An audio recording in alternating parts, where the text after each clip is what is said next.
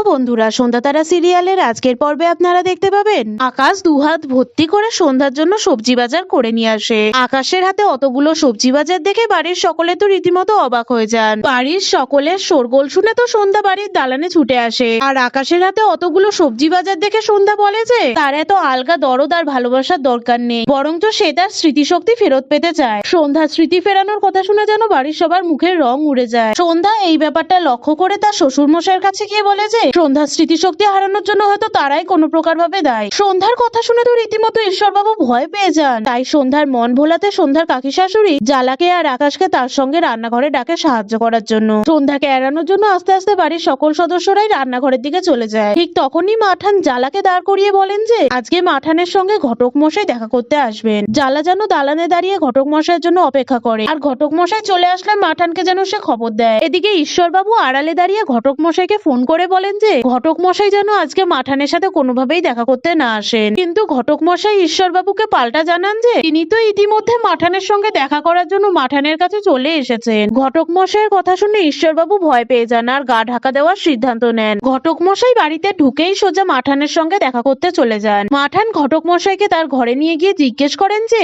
অঙ্কনের বাড়িটা ঠিক কোথায় আর অঙ্কনের পরিচয়ও বা কি। ঘটক মশাই মাঠানকে ঠিক কি উত্তর দেবেন বুঝে উঠতে পারেন না। ঘটক মশাইকে দেখে সন্ধ্যার ভীষণ রকমের সন্দেহ হয়, তাই সে প্রথমে মাঠান আর ঘটক মশাইয়ের কথাবার্তা শোনার চেষ্টা করে। সন্ধ্যার যখন ঘটক মশাইয়ের কথাবার্তা খুব একটা সুবিধার মনে হয় না, সে তখনই একটা কাচের বোতল তুলে নিয়ে মাঠানের ঘরে ঘটক মশাইকে মারতে দৌড়ায়। সন্ধ্যার এইরকম ভয়ঙ্কর রূপ দেখে ঘটক মশাই মাঠানের বাড়ি থেকে দৌড়ে পালিয়ে যান। ওদিকে তারা তার শ্বশুর বাড়িতে বসে বসে ভাবতে থাকে যে সে কি করে মাঠানের কাছ থেকে অঙ্কনের জন্য একটা নতুন গাড়ি চাইবে। ঠিক সেই সময় তারার ভীষণ খিদে পায়, আর সে কৌটো থেকে একটা বিস্কুট বার করে খেতে যায়। কিন্তু তারার শাশুড়ি মা তারাকে সেই বিস্কুটটা খেতে দেয় না, বরং তারাকে ঘাত ধাক্কা দিয়ে তাদের বাড়ি থেকে বের করে দেয়। তারা কাঁদতে কাঁদতে মাঠানের বাড়িতে এসে উপস্থিত হয়, আর ঠিক তখনই তারার সঙ্গে সন্ধ্যার দেখা হয়ে যায়। সন্ধ্যা তো তারাকে দেখে ভীষণই খুশি হয়ে যায়, কিন্তু আকাশ সন্ধ্যা তারাকে একসঙ্গে দেখে ভীষণই ভয় পেয়ে যায়। সে সঙ্গে সঙ্গে সন্ধ্যাকে টানতে টানতে সেখান থেকে নিয়ে যেতে চায়, আর সন্ধ্যাকে বুঝিয়ে বলে যে সে সন্ধ্যাকে আজকে ডাক্তার দেখাতে নিয়ে যাবে। এরপরে ঠিক কি হতে চলেছে বন্ধুরা